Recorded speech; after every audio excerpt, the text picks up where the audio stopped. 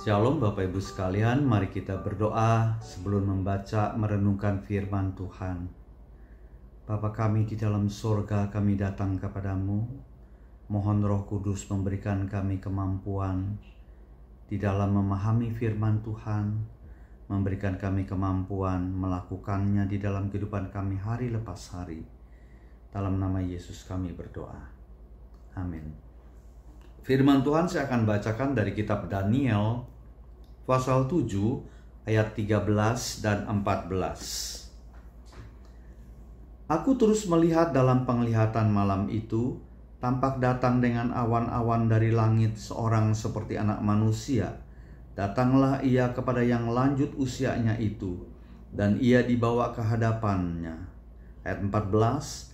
Lalu diberikan kepadanya kekuasaan dan kemuliaan dan kekuasaan sebagai raja. Maka orang-orang dari segala bangsa, suku bangsa dan bahasa mengabdi kepadanya. Kekuasaannya ialah kekuasaan yang kekal, yang tidak akan lenyap, dan kerajaannya ialah kerajaan yang tidak akan musnah. Bapak Ibu sekalian, Daniel mendapat penglihatan pada malam hari, yaitu keempat angin dari langit yang mengguncangkan laut besar, itu pada ayat 2. Dan 4 binatang besar naik dari dalam laut, itu pada ayat 3 di dalam penglihatan Daniel. Dan keempat binatang besar itu ialah 4 raja yang akan muncul dari dalam bumi, itu pada ayat 17. Dan binatang yang keempat itu ialah kerajaan yang keempat yang akan ada di bumi, itu di dalam penglihatan Daniel, yang akan berbeda dengan segala kerajaan dan akan menelan seluruh bumi, menginjak-injaknya dan meremukkannya. Bapak Ibu sekalian, kita tahu bahwa kerajaan-kerajaan, pemerintahan dan kekuasaan yang ada di muka bumi ini itu boleh ada dan berdiri kokoh karena Tuhan yang memberikannya. Mereka diberi kuasa oleh Tuhan untuk memimpin dan mensejahterakan umat manusia dan mengatur alam tentunya. Tapi sayang faktanya banyak pemerintahan dan para pemimpin dunia bertindak lalim, jahat, dan bengis kepada rakyat yang dipimpinnya. Itu kita tahu, baik di Eropa, Asia, dan semua bagian muka bumi ini. Jadi tidak ada tempat dan pribadi yang dapat diandalkan kita sebagai manusia, sebagai tempat untuk berlindung dari tindak kejahatan dan ketidakadilan yang kita alami, baik di dalam keluarga maupun kelompok masyarakat yang lebih luas, bahkan di dalam pemerintahan sekalipun. Nah, Bapak Ibu sekalian, dalam penglihatannya Daniel melihat betapa ngerinya kejahatan yang akan terjadi melalui kerajaan keempat yang akan menelan seluruh bumi, menginjak-injak dan meremukkannya. Siapakah yang dapat tahan menghadapinya?